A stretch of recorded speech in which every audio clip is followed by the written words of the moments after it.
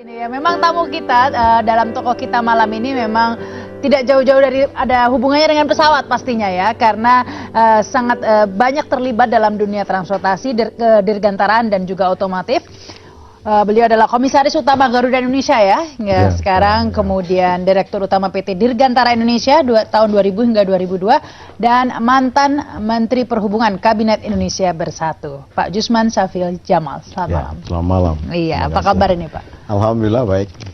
Ya, tentunya kita akan berbincang-bincang tentang profil ini kalau toko kita, tapi kita simak dulu nih tayangan berikut ini ya Pak Jusman. Ya.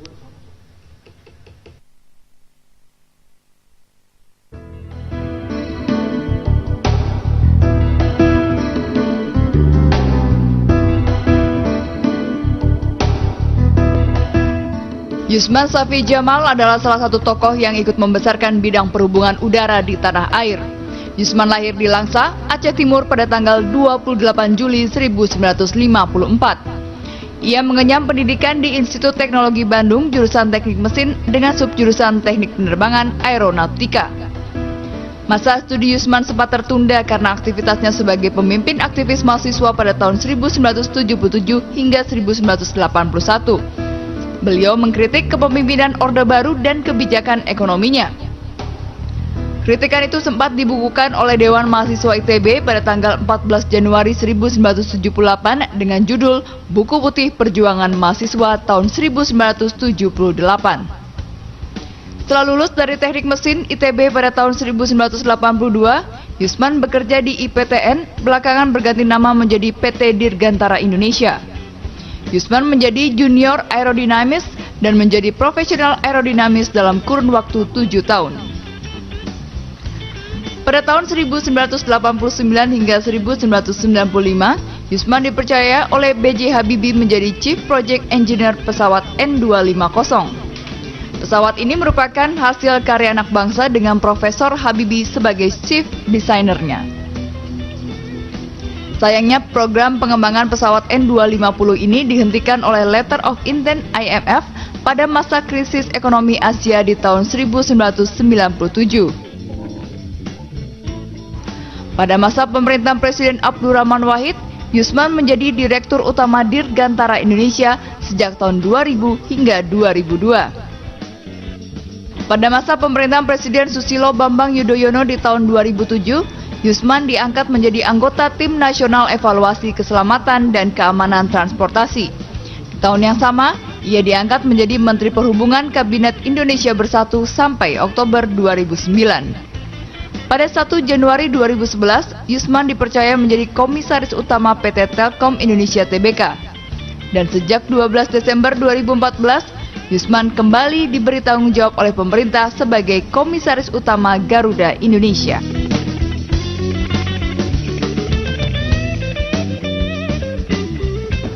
Ya, itu tadi profil singkat Pak Jusman ya. Sudah lengkap tadi itu Pak ya. Insyaallah. Udah nggak ada yang ketinggalan.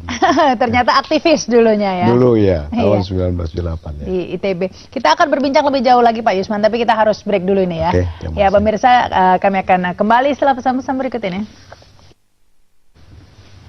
Ya, Anda kembali bersama kami dalam toko kita. Ini langsung kita berbincang dengan Pak Jusman ya. Memang background dari dulu, kalau diikuti tadi memang dari ITB sudah mendalami pesawat terbang ya. Pesawat terbang dan kemudian menjadi desainer pesawat terbang juga ini Pak ya. Berarti pengalamannya sudah banyak nih Pak ya di dunia mana? Ya, saya dididik oleh Pak Habibie itu selama 7 tahun dari tahun 82 sampai tahun 89 untuk mendalami satu bidang yaitu aerodynamics dan design of an airplane. Jadi saya hampir 7 tahun saya ditempatkan di berbagai industri penerbangan. Jadi pertama di KASA, terus pernah kerja juga bersama dengan di MBB. Terus pernah juga ditempatkan oleh Pak Habibie kerjasama visibility studies tentang pesawat 90 penumpang dengan Boeing dan Fokker. Dan pernah juga dengan McDonnell Douglas. Jadi dan kemudian pernah diterjunkan juga untuk riset tentang wind tunnel testing di Belanda. Jadi selama 7 tahun memang kalau Pak Habibie itu di dalam mendidik orang menjadi profesional itu dia kayak menggunakan prinsip 10.000 jam untuk jadi ahli. Jadi 10.000 jam itu artinya 1 tahun itu 1.000 jam ya. Itu dalam satu bidang harus kita mendalami bidang itu sampai 10.000 jam. Jadi dalam pengertian kalau hampir 10 tahun lah di dalam bidang yang sama terus menerus ya, sampai kita tumbuh dari setiap layer sampai kita pada topnya. Setelah itu baru dikasih tanggung jawab sebagai pimpinan untuk satu proyek. Jadi beliau itu menganut prinsip bermula dari akhir dan berakhir di awal. Jadi dikasih dulu proyek yang dari suatu ujung dari suatu profesional. Jadi misalnya contohnya kalau saya dulu awalnya itu adalah profesi saya itu aerodynamics untuk menguji apakah pesawat yang didesain itu sesuai dengan didesain nggak. Jadi saya dicemplungkan oleh Pak Habibie justru di hanggar pesawat terbang untuk mengadakan pengecekan tentang pesawat-pesawat terbang yang baru, apakah terjadi mismatch atau ketidaksesuaian antara desain dan produksi, dan kemudian kalau terjadi ketidaksesuaian apa yang harus saya rekomendasikan untuk diperbaiki itu sampai 1 tahun. Baru kemudian ke belakang bertingkat, terus kemudian menganalisa seluruh tingkah laku pesawat terbang di komputer, namanya aerodynamics, computational aerodynamics. Terus kemudian baru meningkat lagi ke belakang dalam uji terowongan angin, kemudian akhirnya uji terbang, kemudian baru masuk ke dalam conceptual design, preliminary design, dan kemudian akhirnya detail design. Itu puncaknya ya Pak ya? Puncaknya. Setelah itu baru dikasih tanggung jawab sama beliau itu menjadi project engineer dari N250, dan dalam hal ini saya menjadi salah satu lah asisten utama beliau. Jadi beliau tuh jadi chief designernya, jadi beliau menggambar, memberikan suatu konsepsi, ide-ide original, terus kemudian saya yang menghitung, kemudian saya yang memberikan alternatif, opsi, pilihan, terus kemudian nanti kita rapat secara besar, ada debat, terus beliau yang mimpin. Jadi beliau yang mengajarkan kepada generasi muda. Pada waktu itu usia saya masih kira-kira 34 sampai 40 ya gitu. Jadi tapi merasa beruntung ini Pak ya bisa belajar. Saya beruntung sekali karena langsung bisa di bawah bimbingan Pak Habibie, karena beliau memang boleh dikatakan top aeronautics bukan cuma di Indonesia, tapi beliau sampai di Kok bisa dari lulus ITB langsung bisa belajar dengan Pak Habibie ini gimana? Kebetulan pada waktu itu saya itu kan karena jadi aktivis mahasiswa, jadi saya itu sebetulnya nggak boleh. Pertama pengennya mau jadi dosen di ITB, tapi tidak boleh karena dilarang, karena saya masuk di dalam blacklist. Terus kemudian ada seorang profesor saya, namanya Profesor Utario Diran. Dia itu sekarang udah almarhum. Beliau mengatakan dia kebetulan menjadi wakil direktur teknologinya IPTN. Terus dia bilang, Yusman, kamu udahlah lupakan aja sebagai pemain politik atau kemudian mau nggak saya jadikan kamu profesional, nanti saya kenalkan sama Pak Habibie. Terus kemudian akhirnya saya dikenalkan sama Pak Habibie.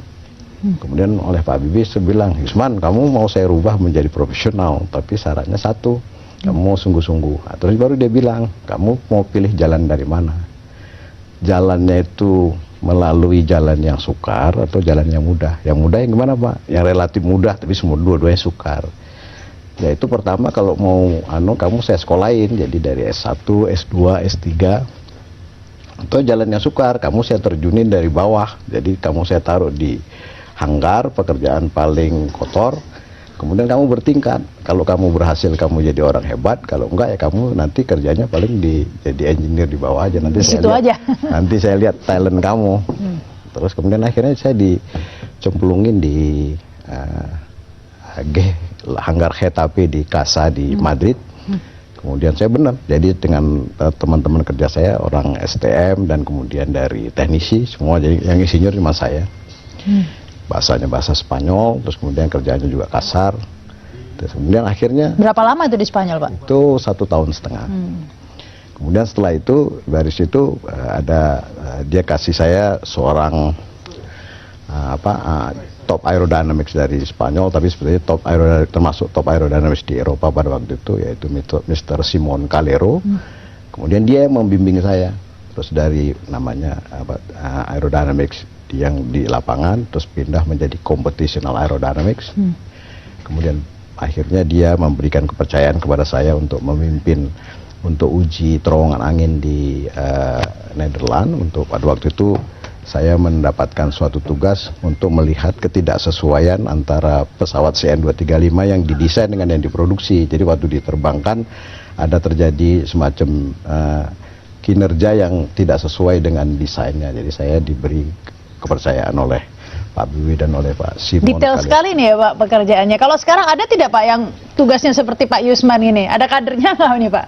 Saya kira di IPTN ada ya, dan tapi mungkin nggak seberuntung saya, karena kalau seberuntung saya itu adalah saya langsung mendapatkan partner dan kemudian pekerjaan yang konkret ya. Jadi pesawat terbangnya waktu itu CN235. Kalau pertama sekali malah pesawat terbangnya KASA 212. Jadi kalau KASA 212 itu lebih simpel. Jadi ngitungnya juga mesti pakai kalkulator.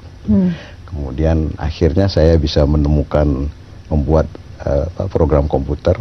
Waktu itu Pak Habibie itu menariknya satu, sama juga dengan Profesor Utario Diran. Jadi kalau mempunyai gagasan tuh dia kasih saya buku. Beliau pada waktu itu pikir saya pinter bahasa Jerman, jadi selalu bukunya bahasa Jerman. Jadi misalnya buku tentang Schlichting, tentang stability and control, atau kemudian Prandtl tentang aerodynamics, terus kemudian lift and drag gitu. Narik penerjemah dulu dong Pak. Enggak, jadi kemudian beliau paksa saya untuk ya baca, pokoknya kamu harus ngerti, karena beliau kalau ngasih pekerjaan itu biasanya hari ini dikasih, sore atau malam kalau beliau ingat udah nelpon. Cuman kamu yang kamu kasih tugas kemarin bagaimana? Nah, itulah beliau gitu. Terus kemudian beliau sangat mengajarkan kesempurnaan kerja. Jadi misalnya contoh, kalau dia buat saya assignment, terus kemudian dia lihat kerjanya saya nggak benar, meskipun dia tahu saya kerja sampai malam, sampai pagi gitu. Nanti kalau dia baca baru sepintas saja. Ini kamu tahu Yusman tempatnya di mana? Di mana Pak? Saya bilang. Terus dia ambil lubang sampah, ini tempatnya di sini. Karena kurang bagus kerjaannya. Jadi atas dasar itu ketelitian kita sebagai engineer terlatih. Baru setelah itu beliau kasih kesempatan saya menjadi project engineer. Nah, project engineer itu kadang-kadang kalau kita kerja sama Pak Habibie waktu itu bisa sampai jam 3 pagi. Wah, ini luar biasa ini. Gitu. Menarik sekali nih Pak Yusman. Kita lanjutkan lagi nih nanti nih Pak ya. Setelah pesan-pesan berikut ini pemirsa, kami segera kembali.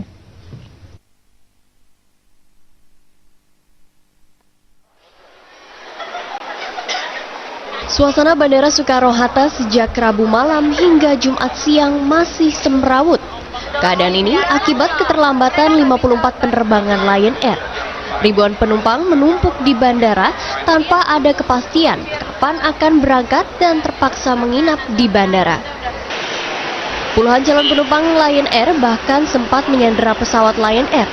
Mereka tak mau beranjak dari landasan pacu di Terminal 3. Untuk mengantisipasi aksi blokade landasan pacu dan penyanderaan pesawat, puluhan personil dari Paskas TNI AU dikerahkan menjaga Terminal 3.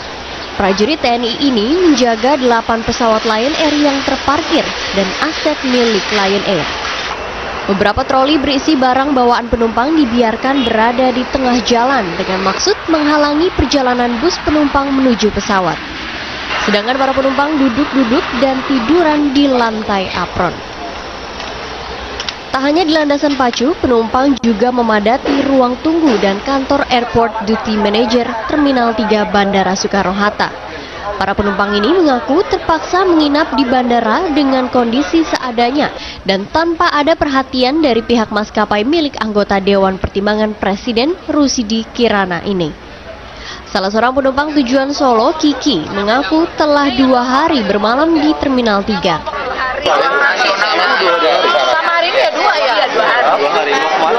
Mau ke Solo, mau ke Jogja. Belum ada, lagi nunggu. Semalam tidur di mana? Tidur di tempat. Ya itu kursi. Ini mungkin hanya terjadi di Indonesia kali Pak ya. Ini terjadi di Indonesia dan tidak boleh terjadi. Seharusnya. Karena pesawat terbang itu kan harganya 60 sampai 70 juta dolar. Jadi kalau ada bandara bisa dikuasai oleh penumpang, itu sudah melanggar ketentuan dari ICAO dan juga ICAO rule tentang aerodrome, juga ketentuan dari CASR tentang peraturan keselamatan dan keamanan penerbangan. Jadi bukan teroris ini yang menyandra penumpang. Ya, penumpang itu nggak boleh. Jadi kalau malah bisa dikatakan karena bandara di Soekarno-Hatta ini kan bandara nomor 11 terbesar di dunia. Jadi terpadat, bukan terbesar, itu padat. Dan kemudian banyak sekali maskapai penerbangan internasional, rute internasional. Kalau misalnya dia rutenya bisa sampai ke Amerika, saya kira bandara internasional ini dengan peristiwa ini akan masuk ke dalam namanya red dot. Jadi suatu zona di mana dikategorikan sebagai merah karena menurut di sana kan ada namanya agensi namanya Transportation Security Administration. Itu yang mengamati tentang posisi setiap bandara sebelum sebelum masuk ke Amerika. Kalau dia di situ tidak dikuasai oleh otoritas penerbangan sipil yang kuat di dalam mengelola keamanan, maka pasti semua penumpangnya itu akan dikategorikan sebagai punya potensi untuk mengacaukan keamanan. Jadi karena itu bisa diperiksa. Jadi karena itu ini tidak boleh terjadi. Reputasi yang sangat buruk ini di dunia internasional ya Pak ya? Reputasi internasional sangat buruk. Jadi karena itu nggak bisa terjadi. Dan itulah sebetulnya alasan kan selama ini dikatakan oleh Pak Menteri Perhubungan, Pak Yonan selalu mengatakan itu bukan urusan dari Kementerian Perhubungan, tapi itu adalah karena Kementerian Perhubungan hanya fokusnya pada keselamatan penerbangan. Tapi kalau sudah terjadi peristiwa ini, sebetulnya semua rule dari drone atau istilahnya itu aerodrome itu maksudnya itu kawasan kalau kita namanya lingkaran satu ya, circle lingkaran satu yang di sekitar pesawat terbang itu nggak boleh, itu harus steril. Kalau tidak steril, maka artinya ada kewajiban dari otoritas penerbangan sipil, dalam hal ini Dirjen Perhubungan Udara dan otoritas penerbangan di bandara, itu untuk masuk dan kemudian menertibkan. Karena mengganggu keselamatan penerbangan juga ya Pak ya? Dan jadi itu bahaya, sangat bahaya. Jadi itu yang nggak boleh. Jadi ini yang menurut saya itu pintu masuk. Jadi harus dengan cara itu langsung katakan bahwa dengan demikian Kementerian Perhubungan mempunyai kewenangan untuk melakukan proses untuk menginvestigasi dan mengadakan audit mengapa maskapai penerbangan sebesar Lion Air bisa bisa mengendalikan penumpangnya hanya karena delay. Jadi apa yang terjadi? Tapi delay sampai 2 hari. Kalau menurut Anda pengamatan Anda seperti apa nih Pak? Kalau ini udah namanya breakdown dari sistem operasi dari Lion Air. Karena sebetulnya kan dia itu mengambil posisi sebagai low cost carrier.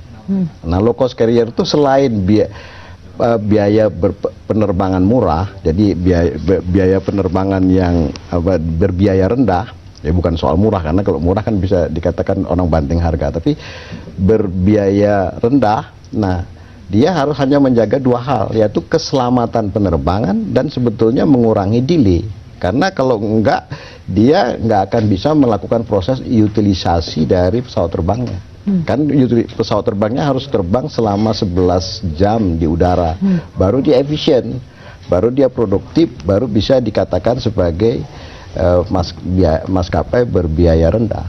Kalau dia dengan cara delay sampai 17 jam begini, artinya dia tidak bisa membangun suatu sistem networking atau jaringan pengoperasian pesawat terbang yang efisien dan kemudian biasanya kalau delay berjam-jam itu kan karena faktor ada badai, faktor cuaca. Nah ini faktor apa?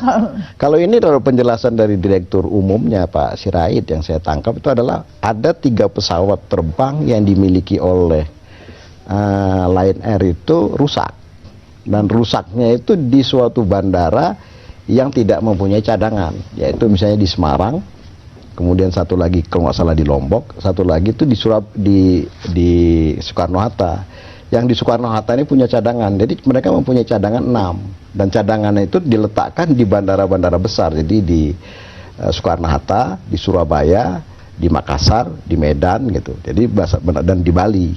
Nah, yang rusak ini di Semarang, kemudian yang rusak lagi di Lombok, jadi dia membutuhkan waktu 2 jam, jadi 2 jam terlambat dari Semarang masuk ke Jakarta atau dari Lombok mau kemana gitu. Nah, tapi problemnya itu yang namanya Lion Air ini menganut sistem multi-leg. Multi-leg itu maksudnya gini, satu pesawat terbang itu selalu mengangkut penumpang di lebih dari 4 bandara. Jadi misalnya contohnya, dia mengatakan bahwa dia memiliki 400 rute per hari dengan 80 pesawat terbang.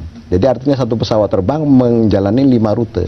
Jadi artinya dia namanya multi leg, jadi 5 leg, 5 kaki. Jadi berangkat dari Surabaya misalnya, mendarat di Semarang, dari Semarang kemudian ke Surabaya gitu. Jadi pindah-pindah bandara. Jadi satu terganggu. Jadi begitu satu terganggu semua. Ini 2 jam, ini jadi 3 jam di sini. Karena perjalanan 1 jam, terus kemudian yang 3 jam ini terlambat mengakibatkan mungkin terlambat 4 jam di sini. Ternyata sewaktu itu adalah pada peak season, yaitu Imlek ya. Imlek. Jadi karena itu 1-2 jam itu telah mengakibatkan 17 jam pada akhirnya, pada buntutnya. Kalau udah 17 jam dengan 400 rute, tidak ada cara lain untuk mengurainya dengan cara menyetop operasi.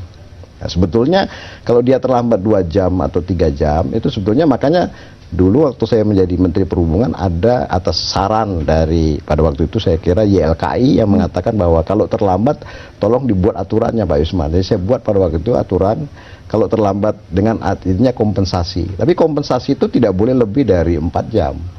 Kalau 4 jam itu harus kasih hotel. Nah, maksudnya itu untuk mengatakan bahwa tidak boleh ada suatu penerbangan yang terlambat dari lebih dari jam terbangnya. Jadi misalnya dari Jakarta ke Semarang cuma 1 jam misalnya. Masa terlambatnya 4 jam, kan nggak boleh.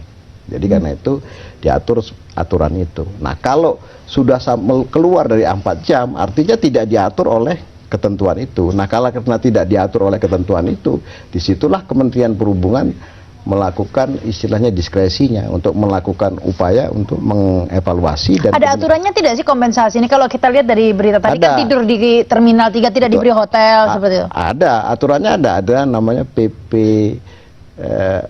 PM 77. Jadi Peraturan Menteri Perhubungan nomor 77. Nah, itu Seharusnya ada kompensasi. ada kompensasi kalau lebih dari 3 jam hotel. Jadi tidak benar kalau dibiarkan tidur. Apalagi dibiarkan tidur, jadi sudah melanggar ketentuan PM 77. Jadi perlu mendapat teguran. Nah, tegurannya itu sebetulnya bisa dilakukan. Kalau maskapai penerbangan yang paling takut kan kalau rutenya itu dicabut. Jadi cabut aja misalnya 1 rute.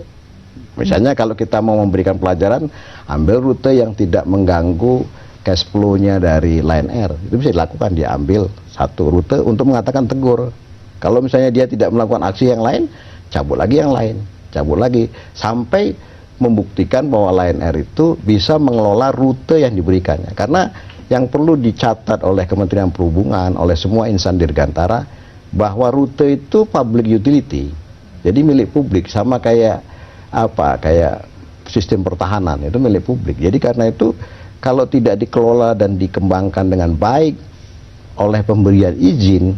Jadi izin itu pemerintah memberikan izin mengelola rute kepada satu maskapai penerbangan dengan asumsi maskapai penerbangan itu bisa bertingkah laku sesuai dengan ketentuan yang berlaku. Kalau dia tidak dapat melaksanakan kewajibannya sesuai dengan ketentuan yang berlaku, adalah hak daripada Kementerian Perhubungan untuk mencabut rute itu. Ya, untuk sampai pada saat itu harus perlu lakukan investigasi, audit dan lain sebagainya. Nah, ini kita akan membahas lebih jauh lagi nih, menarik nih Pak Yusman ya. Tapi kita harus break lagi nih ya. Kita lanjutkan lagi pemirsa setelah pesan-pesan berikut ini. Kita bersama Pak Yusman Shafi'i Jamal. Nah, ini kalau melihat kembali di kasus Lion Air lagi nih Pak, karena menarik melihat manajemen penerbangan kita nih Pak ya.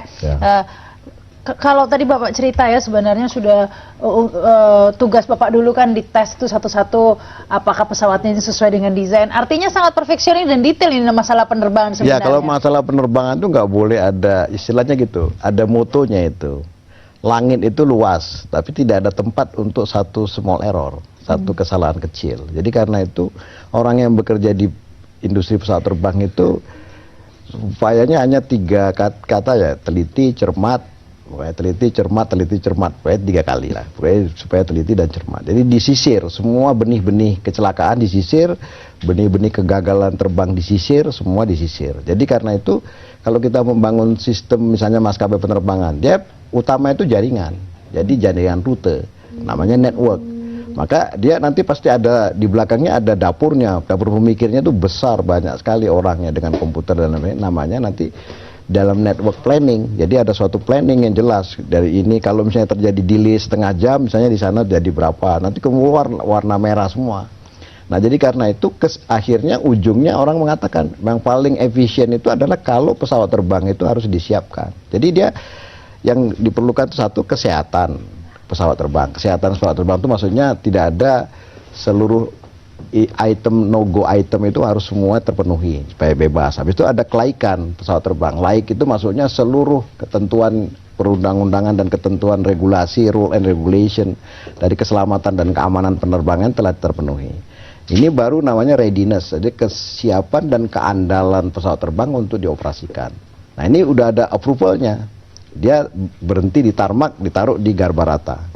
Baru kemudian orang di jalur yang lain dari sejak awal dia minus, jadi misalnya ini hari apa jam H, jadi H-2 udah disiapin krunya, jadi cabin crew.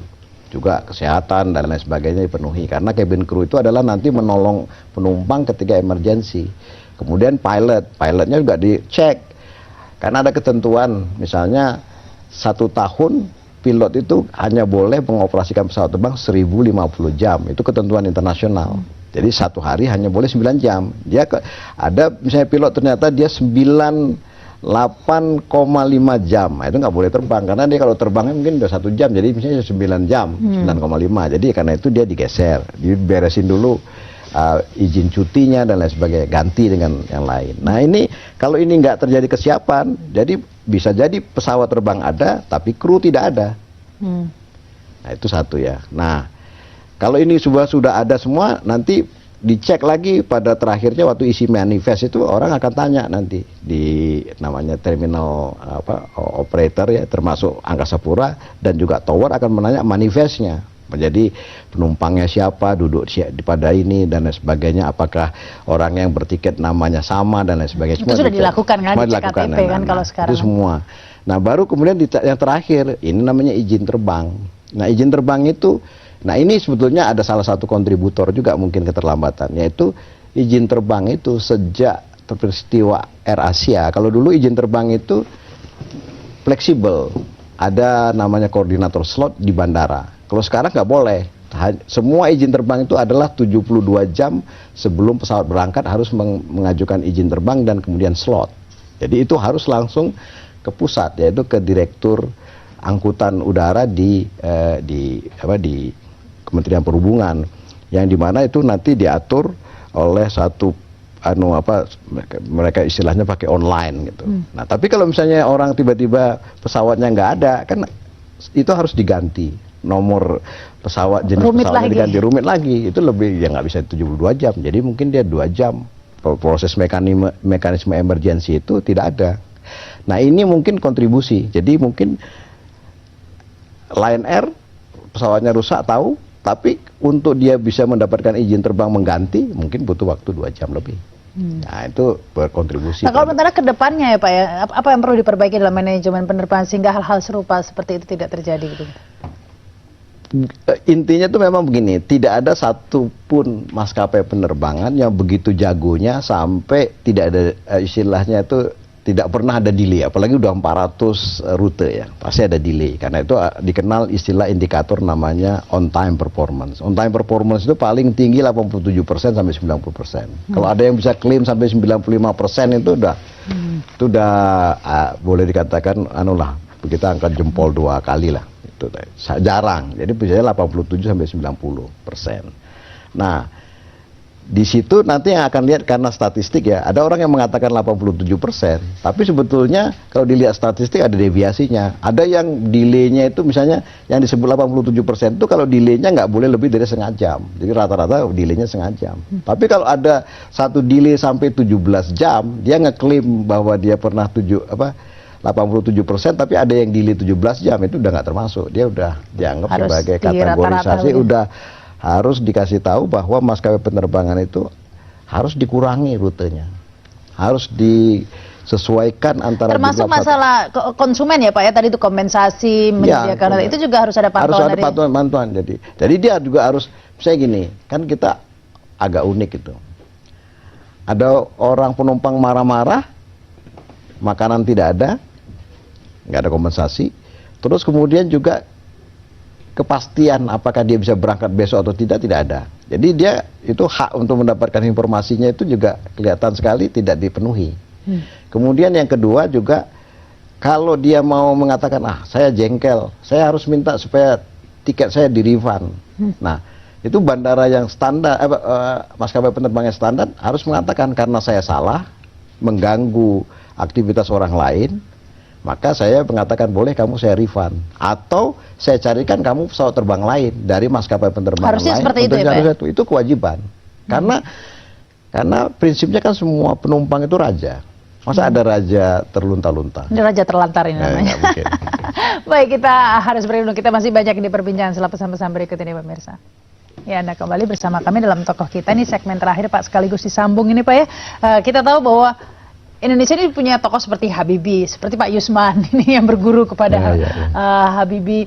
Menurut Anda Indonesia ini sudah mampu tidak mandiri secara teknologi, baik itu pesawat terbang, mobil, begitu? Kalau saya punya, karena saya pernah kerja hampir 20 tahun di industri penerbangan, dan itu juga diakui oleh teman-teman saya engineer dari internasional. Ada keunggulan orang Indonesia yang tidak dilihat oleh orang Indonesia. Yaitu sebetulnya semua tamatan universitas di Indonesia itu mempunyai kapasitas untuk belajarnya kuat. Jadi kalau misalnya katakan gini, ambil aja lulusan universitas dari manapun, dimasukkan ke misalnya universitas diambil S2 atau S3 di seluruh dunia, dia paling membutuhkan waktu penyesuaian 1 tahun.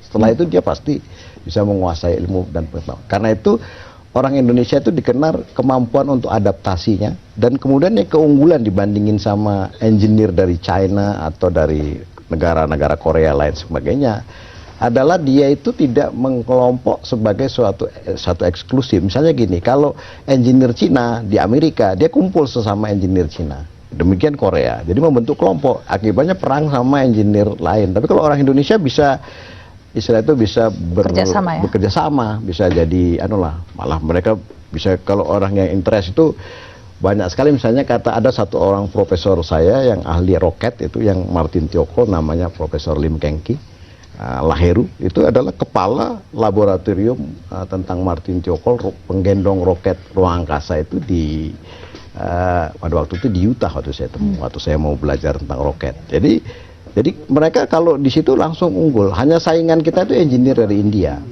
Nah, jadi ini yang ini dengan kata lain mengatakan bahwa kalau ada program yang sistematis, misalnya mau menguasai teknologi mobil, ya serahkan aja, Bu, tunjuk misalnya mana. Kita nggak pernah tunjuk aja, misalnya apakah BPT kah, atau kemudian industri mobil Jepang yang ada di sini, kita ambil Astra misalnya, kita bilang sama Astra, yuk kalau nggak bisa membuat industri mobil nasional yang dibuat oleh orang Indonesia, saya usir dari sini misalnya. Jadi karena begitu dia menjadi mau nggak mau harus melakukan investasi untuk mendidik orang Indonesia. Atau Proton ini? Atau Proton kalau mau. Tapi kalau menurut saya Proton tuh begini, bukan saya meng-underestimate dari Malaysia, tapi menurut saya mereka masih sama belajar sama kita. Levelnya masih sama gitu ya? Jadi dia belum bisa jadi guru.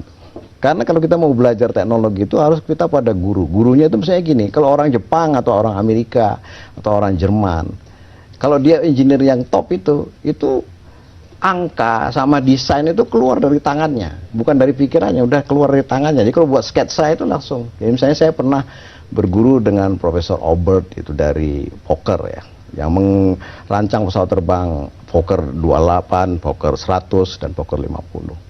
Kalau ngomong itu dia bisa tepat. Lalu saya mengatakan, Yusman, kamu desain kamu keliru. Kenapa keliru? Karena pada tanggal sekian, bulan sekian, jam sekian, akibat desainnya seperti kamu gambar itu terjadi kecelakaan ini. Dia hafal. Terus kemudian karena itu yang benar itu begini, cara ngitungnya begini. Ya, terus dia buat gambar. Jadi dari suatu sketsa kita diajarin bagaimana menganalisa dan bagaimana merancang pesawat terbang. Jadi itu ya gunanya kita berguru pada guru mahaguru, yaitu orang-orang Jerman, Jepang dan ini. Nah, kalau kita belajar pada asisten mahaguru seperti yang Proton, ya sama aja dia balik-balik buku, kita tidak mengenal teknologi itu sebagai art atau sebagai seni. Jadi nggak bisa kalau kita mendesain pesawat terbang atau mendesain mobil, mendesain motor dengan gaya, misalnya gini contohnya. Ada orang yang mengklaim, saya bisa desain mobil. Terus kita lihat, 6 bulan mobilnya jadi. Ya, nggak mungkin. Bagaimana orang bisa mendesain mobil 6 bulan? Cannot. Karena mengapa gitu? Karena komponen mobil itu sendiri bisa sampai 3.000-an atau 4.000-an. Bagaimana dia bisa membayangkan satu komponen 3.000 itu dengan 6 bulan sendirian pula? Terus kemudian pakai workshop, pakai satu itu bukan. Kalau mobil apa SMK ya dulu. Nah, itu menurut saya itu workshop. Jadi artinya itu suatu dengan tidak mengurangi rasa hormat kita kepada mereka yang telah itu. Tapi itu belum kelasnya sebagai desain mobil, bukan sebagai industri mobil.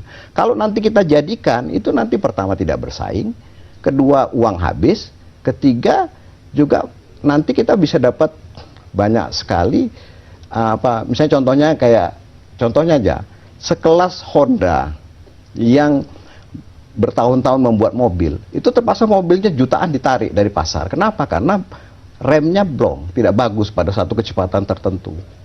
Atau ada juga mobil kalau misalnya kita ekspor ke Amerika, dia mesti memenuhi kriteria namanya third party liability. Kalau terjadi tabrakan, orang di dalamnya tidak boleh ada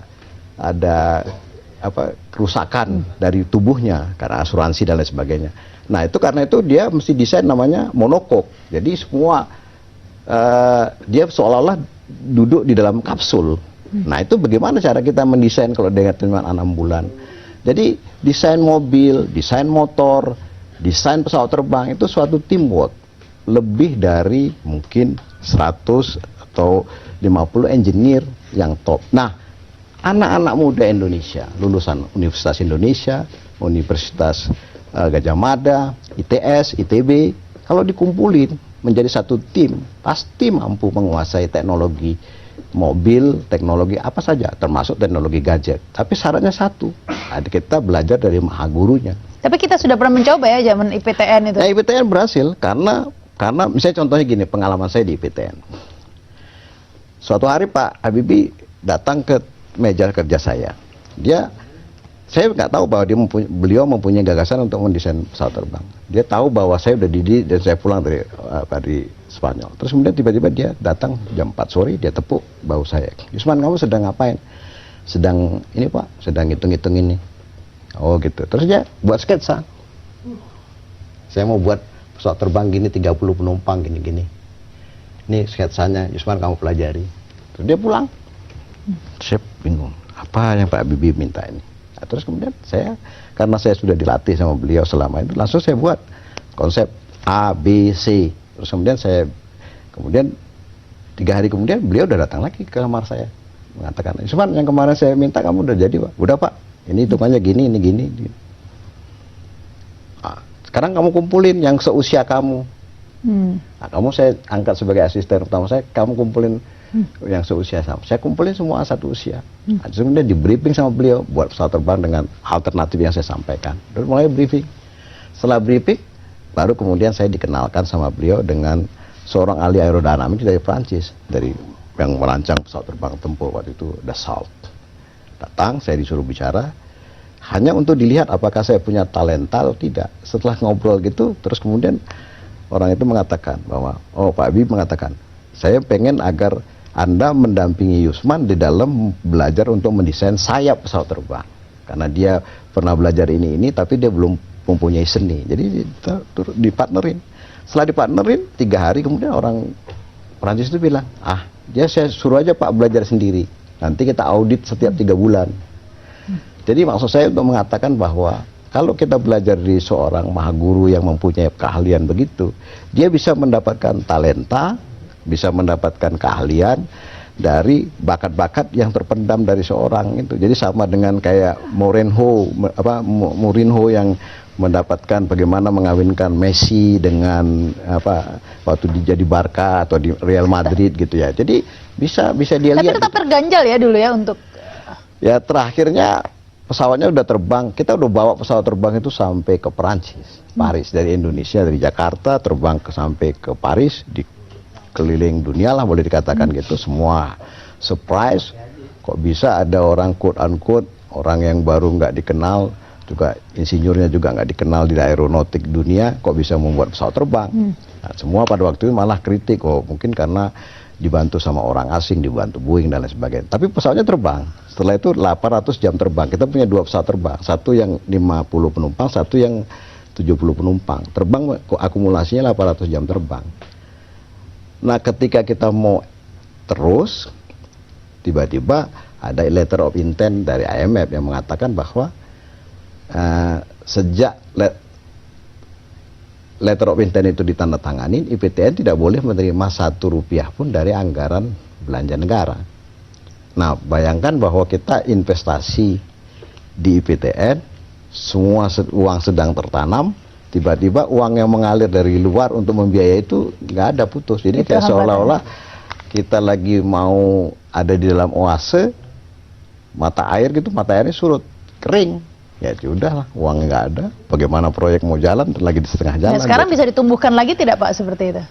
Kalau pemerintah kita, jadi gini, tidak ada suatu industri bisa tumbuh tanpa dukungan 100% dari negara, dari pemerintah. Mau industri mobil, mau industri telekomunikasi, mau industri pembuatan besi baja, atau mau industri kereta api, atau mau industri pesawat, apalagi industri pesawat terbang, harus didukung oleh negara, pemerintah.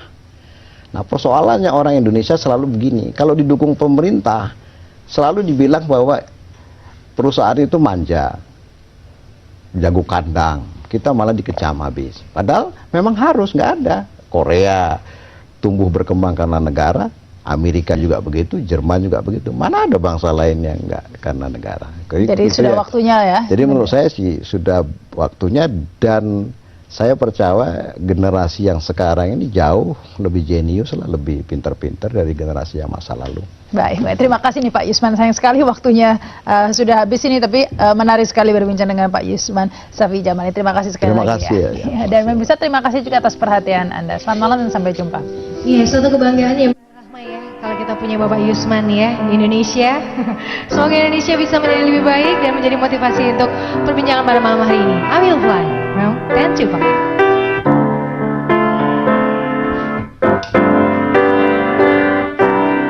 You know all the thing I've said, you know all the thing that we have done, thing I give to you. That's share for me to say how precious you are in my life, and you know that is true.